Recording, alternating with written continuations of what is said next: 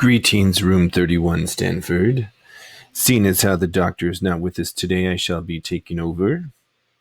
And I would like to begin by reminding you we are reading about Benjamin Franklin and all the inventions that he has created. So, follow along, please. He also invented an odometer, and I'm going to zoom in for you. He also invented an odometer that told how far he had ridden to deliver the mail, and the first clock with a second hand. The second hand on a clock means the one that tells the seconds, not the minutes or the hour. And he even thought up daylight saving time. Then he invented bifocals so older folks could see up close and far away without changing glasses. So bifocals are for the glasses, and it has two lenses in them. They're awesome. Everybody and his brother and sister just had to find better ways to heat their houses in wintertime. So Ben came up with a Franklin stove that could warm up cold rooms faster and use a lot less wood than old-fashioned stoves and fireplaces. People all over Europe and America loved Ben's glass harmonica. That's strange. It sounds like harmonica. Let's find out if that's what it is. This instrument could spin wet glass bowls to make music. We've never seen anything like that in our present time, have we? That sounded like it came straight from heaven. That sounds like a simile to me. Mozart and Beethoven wrote music for it, and it was even played at a royal Italian wedding. But as popular as warmer stoves and glass harmonicas were, they aren't anywhere near as celebrated nowadays as the invention Ben made after he stole the lightning. Follow along up top, please. Another hint about Ben's most famous invention is that it helped make life easier for everyone. His scientific ideas were helpful too and were often way ahead of their time. For example, he had a lot of ideas about health. He said that exercise and weightlifting kept helped keep folks fit, but they have to work hard enough to sweat if they want to do any good. He wrote that breathing fresh air and drinking lots of water are good for you. He was the guy who said, "An apple a day keeps the doctor away."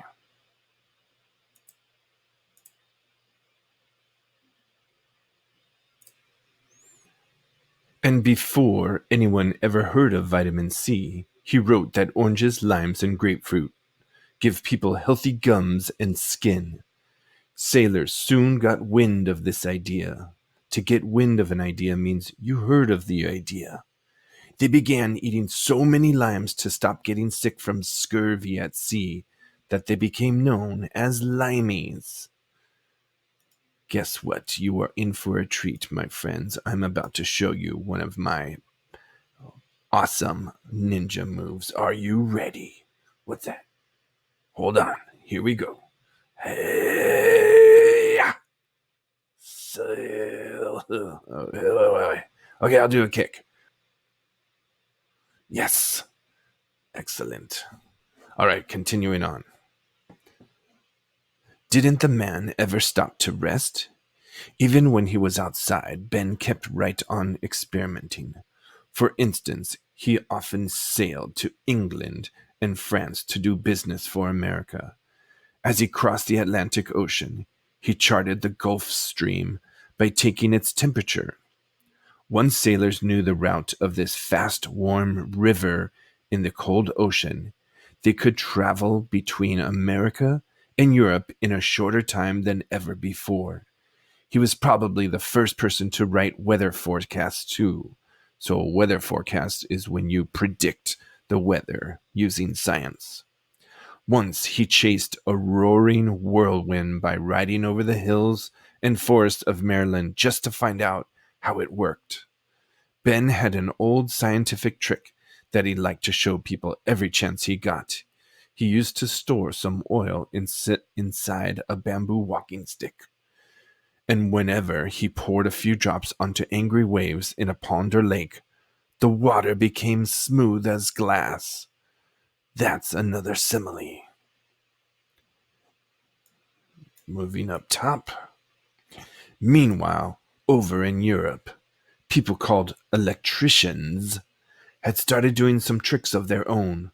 One trick was to raise a boy up near the ceiling with a bunch of silk cords, rub his feet with a glass electric tube, and make sparks shoot out of his hands and face.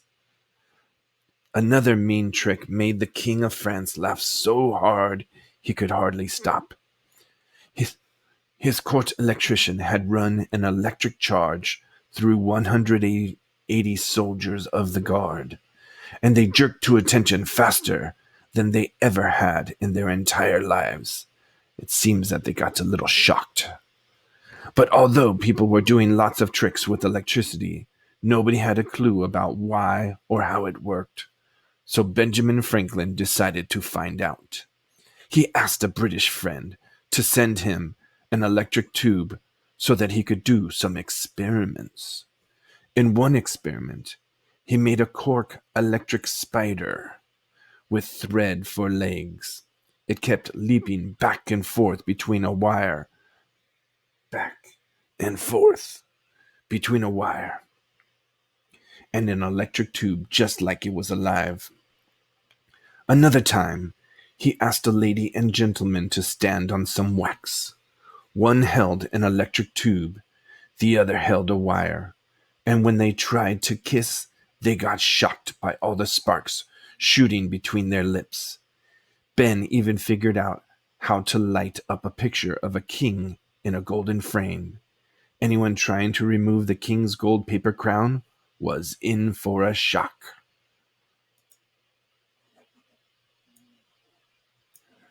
Doing all these tricks gave Ben his idea for stealing lightning out of the sky. He believed that lightning was nothing more nor less than pure electricity. Now he set out to prove it. First, he made a silk kite. Silk is a material that comes from silkworms. He made a silk kite with a wire on top to attract some lightning. Next, he added a kite string, tied a key to the bottom, and knotted a silk ribbon below the key. See if we can find a picture of all this. Yes, this blue ribbon is silk, and here is the old-fashioned key.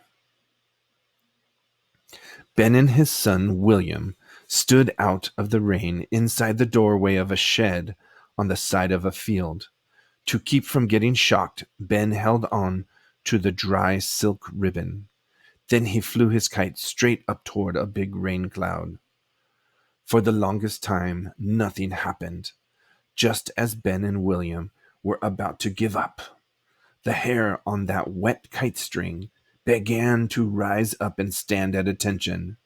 Ben put his knuckle is on his finger. He put his knuckle near the key, and yikes! Out jumped a bright spark of genuine electricity.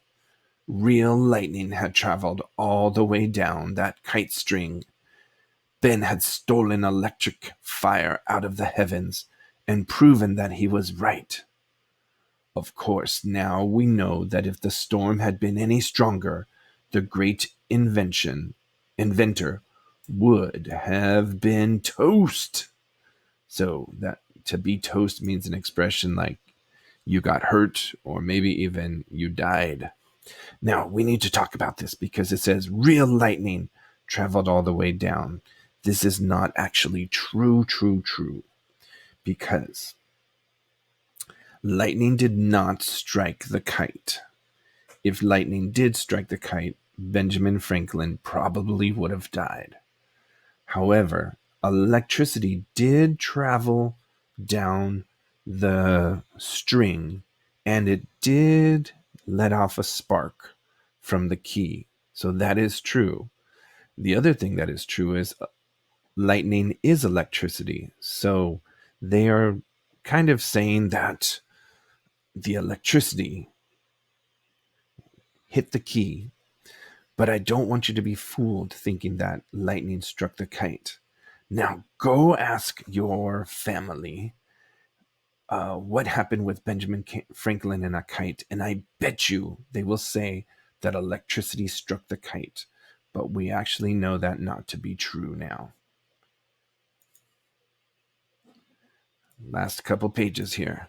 Finally, here's the part of the story where Ben's practice from thinking up all those inventions came in so handy. Way back then, you remember, lightning was always setting fire to ships, houses, and church spires. Even the best fire departments couldn't keep entire towns from going up in smoke. Going up in smoke just means that things burned completely. So Ben decided to make his most famous invention of all, the lightning rod. So here is a picture of lightning striking. It wouldn't happen that often, but they wanted to show that in the picture. The whole idea was to pull lightning safely out of the sky before it could do any mischief. Ben showed people how to put a pointed iron rod on the tip top of the roof or ship's mast and connect it to a wire leading all the way down under the ground or into water. Now the lightning could follow a safe path without burning up a thing. So I'm going to show you these metal rods.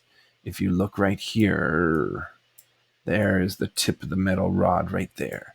Here's another tip right there. These are all the metal rods, and they are attached to the tall buildings. So let's see if there's one more page. Yes. So here he is standing on top of one of his rods. Now I want to explain what would happen. If lightning's going to strike your house, it will strike the house, and then electricity likes to go through objects that are nice to it, is a funny way of saying it. So what kind of material is nice to electricity?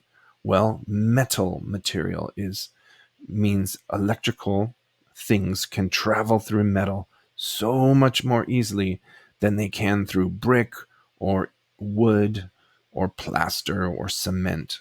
So when the lightning strikes the house, then it says, oh, I need to get to the ground, because that's what electricity does. It will go into the metal. It will jump to the metal, and the metal has to go all the way down and has to be stuck into the ground. And then it won't burn down your house because it's traveling through the metal, and you'll be safe. Okay, last page here. This simple but brilliant invention worked beautifully. It saved more lives than anyone can count and made Ben Franklin a great hero. Scientists from around the world lined up to give Ben medals and awards. But during his long life, he became much more than the master of lightning. Why, when America fought against Great Britain for the right to become a free nation, Ben convinced France to come help win the war, and when it was over, he helped convince Great Britain to sign the peace. He had helped in so many ways that the people of France honored him with a beautiful medallion. It says, he snatched the lightning from heaven and the scepter from the tyrants. And he did. I shall be leaving you now, room 31 Stanford. I shall show you my move one last time if you are ready. Okay, that's enough. I shall see you again. Goodbye, my friends.